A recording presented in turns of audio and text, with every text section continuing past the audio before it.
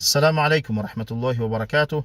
شب دوستان بخیر. دوستان گرامی، کوشش میکنم مختصر به دو سوالی که زیاد از ما پرسیدین جواب میدم. سوال اول این است که آیا این کنکورس هایی که امروز در حجامه خانه ها تشکیل کردند آیا از دیدگاه اسلام در قمار داخل میشه یا نه؟ به طور مثال قیمت حجامه 2000 بود، همون 2000 باقی ماند، چیزی را تغییر نداد. تنها صاحب همون حجامه اعلان کرد که ای مردم، اگر عدد شما 350 نفر می شود، من یک نفر به طریق قرعه کشی عمره یا اینکه حج روان میکنم. در این صورت این قمار نمی شود. قیمت حجامه 2000 بود، چیزی تغییر نیافت. عدد 350 نفر که شد، یک نفر گفت عمره روان میکنم، پس از کیسه خودش روان میکنه، هیچ چیز در این تغییر نیافته است. این قمار شده نمیتونه. ولی اگر قیمت حجامه 2000 بود، 2500 کرد و اعلان کرد که ای مردم، اگر عدد آنهایی که نزد من میآیند 350 نفر دررسید، من قرعه کشی میکنم، نام هر کس که برآمد او را عمره یا اینکه حج روان میکنم. در این صورت این قمار میشود. در این صورت این قمار میشود. فهمید دوستان گرامی؟ صورت اول از دوم فرق میکنه. صورت اول قیمت همو بودگی باقی میمونه، چیز زیاد از شما نمیگیره، پول میتی، در عوضش در بشکه میشینی، مساج میگیری، حجامه میگیری.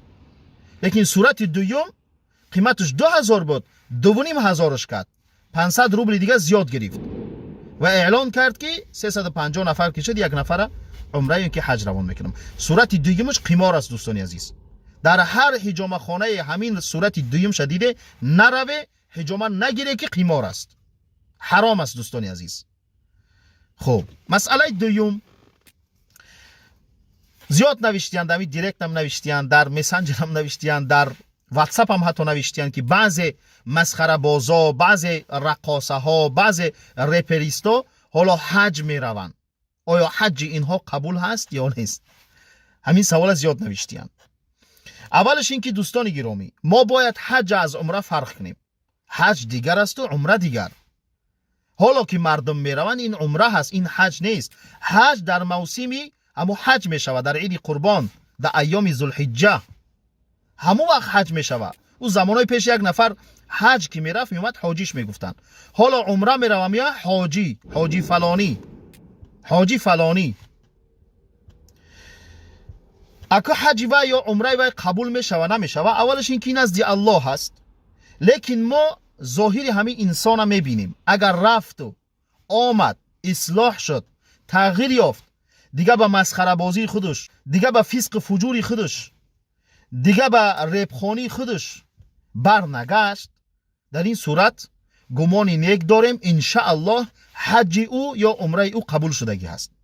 ولی اگر رفت و آمد، بعد از او یک هفته نیم هفته ظاهر پرستی کرد، بعد از او به همون بدبختی قبلی که بود، به همون مسخره بازی، به همون فسق فجور، به همون ریبخانی برگشت، در این صورت میگیم که خر عیسی گرش به مکه برند، چون بیارن هنوز خر باشد. همین خر اگر مکه هم بردی آوردی، او خر یا خیو تغییر نمیابه.